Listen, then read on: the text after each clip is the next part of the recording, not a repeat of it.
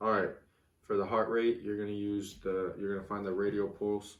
The the forearm's gonna be turned with the palm facing up. You're gonna find it with your index and middle finger. It'll be on the thumb side. You're gonna have to palpate and find the pulse. You're gonna apply firm pressure over the pulse, but not too hard because you don't want to completely stop it. So I'm feeling it right now.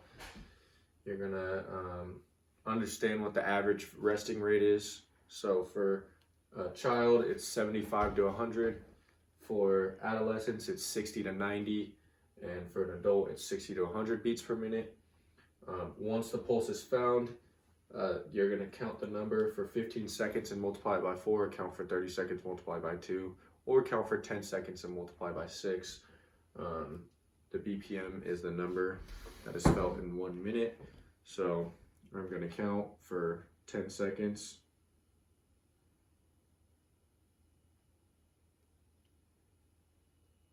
So it's about 7. So you just multiply by 10. So it's about 70 beats per minute.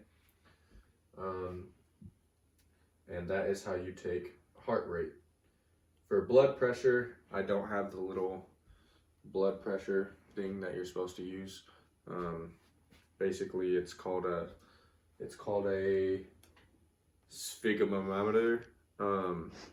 So for the blood pressure, you're going to the person's going to be sitting with kind of lean back, scoot back a little bit more. You want your arm slightly flexed at about heart level, hand turned up, and the arm should be bare, nothing on there. You're gonna palpate the brachial pulse, which is like right there. If I would have the little artery thing that cuffs with it, the little sphygmomanometer, you would put it right there, put it pretty firm around his arm, and then I would have the little ear thing and be like ready to listen.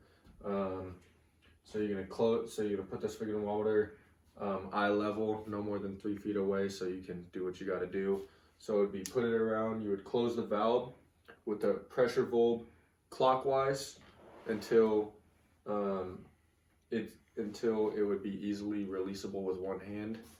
You're gonna palpate the brachial radial pulse with the fingertips of one hand while inflating rapidly. So you'd have a little squeezer, be like shh, shh, shh, shh, shh, shh, and then it'd be squeezing in his arm. And then you would know once you can't feel pulse anymore, you stop. You continue to inflate and then once you stop, you continue to inflate for 20 to 30 more mmHgs above this point. You would slowly release the valve to deflate the cup and note the point at which the pulse reappears. So when you're slowly releasing, you're turning. When the pulse comes back, you look at the little sphygmometer thing to see where it's at, and then you note that, you write it down, and that would be the palpated systolic pressure.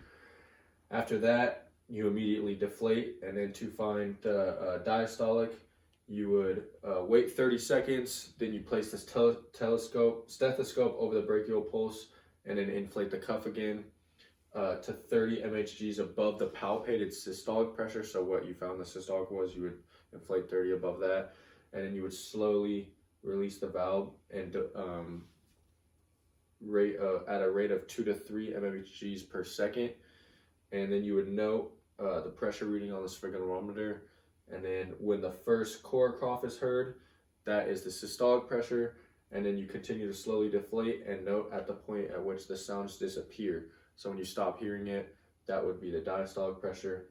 You deflate it and then you record, and that's how you get diastolic and systolic blood pressure.